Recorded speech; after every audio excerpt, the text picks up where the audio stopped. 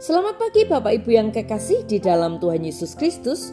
Pagi hari ini saya Eko Wayu Suryaningsih kembali menyapa dengan kebenaran firman Tuhan yang terdapat dalam Kisah Para Rasul 7 ayat 9 dan 10. Kisah Para Rasul 7 ayat 9 dan 10. Karena iri hati, bapak-bapak leluhur kita menjual Yusuf ke tanah Mesir. Tetapi Allah menyertai dia dan melepaskannya dari segala penindasan, serta menganugerahkan kepadanya kasih karunia dan hikmat. Ketika ia menghadap Firaun Raja Mesir, Firaun mengangkatnya menjadi kuasa atas tanah Mesir dan atas seluruh istananya. Amin.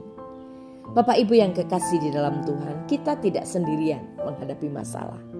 Ketika kita menghadapi kesulitan dari kesengsaraan yang besar, kita melihat Yusuf tetap tabah karena dia bergantung kepada kehadiran Allah dimanapun Yusuf berada. Ada sebuah ungkapan yang digunakan 5 kali dalam kisah Yusuf. Dan setiap kali sesuatu dikatakan 5 kali di dalam firman Tuhan, Allah ingin memperhatikannya dengan seksama.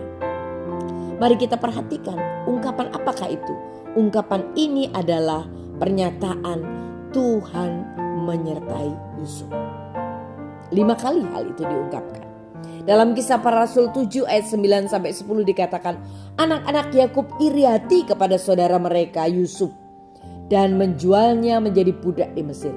Tetapi Allah menyertai Yusuf dan menyelamatkannya dari segala kesusahannya.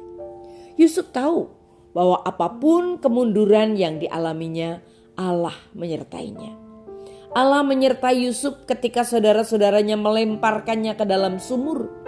Dan ketika mereka menjualnya kepada para pedagang, Allah menyelamatkannya dari segala kesusahannya.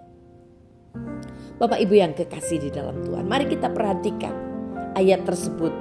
Ayat ini tidak mengatakan bahwa Allah membebaskan Yusuf dari masalah, tidak.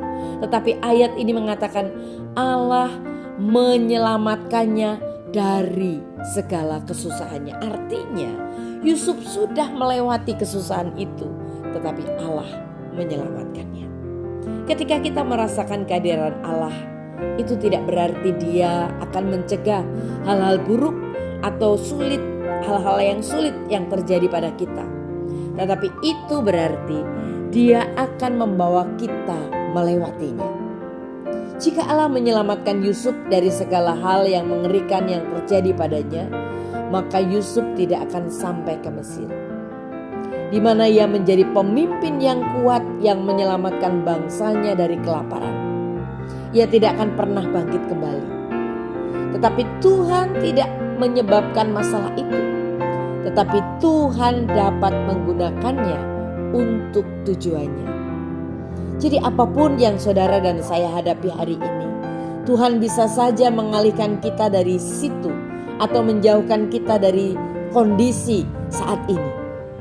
Tetapi Allah membiarkan semuanya terjadi dalam hidup kita dan Dia membimbing kita untuk melewatinya demi kebaikan kita dan juga kemuliaannya. Bahkan ketika kita merasakan kehadiran Tuhan, mungkin saudara tidak merasakan kehadirannya. Tidak pernah kita merasa dia hadir. Tetapi pastikan dia tidak pernah meninggalkan kita. Dia bersama dengan Yusuf di sumur. Dia bersama dengan Yusuf di jalan menuju Mesir. Dia bersama dengan Yusuf di istana Potifar. Dia bersama Yusuf di penjara. Dan dia bersama Yusuf di istana Firaun. Tidak ada tempat yang dapat kita kunjungi di mana Allah tidak akan ada bersama kita. Selalu ada. Allah selalu ada di dalam setiap kehidupan kita. Mari kita sungguh-sungguh percaya dan yakin bahwa Tuhan menyertai kita. Mungkin satu-satunya hal yang kita pelajari dalam kesulitan kita adalah bagaimana bergantung kepada kehadiran dan kuasa Tuhan.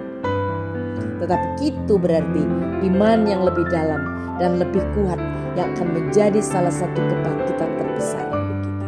Oleh sebab itu Bapak Ibu yang kekasih dalam Tuhan, hari ini yang terpenting adalah tetap percaya, andalkan Tuhan. Mari kita berdoa. Tuhan Yesus, terima kasih. Kami percaya dan mau mengandalkan Engkau dalam setiap hidup kami. Haleluya. Amin.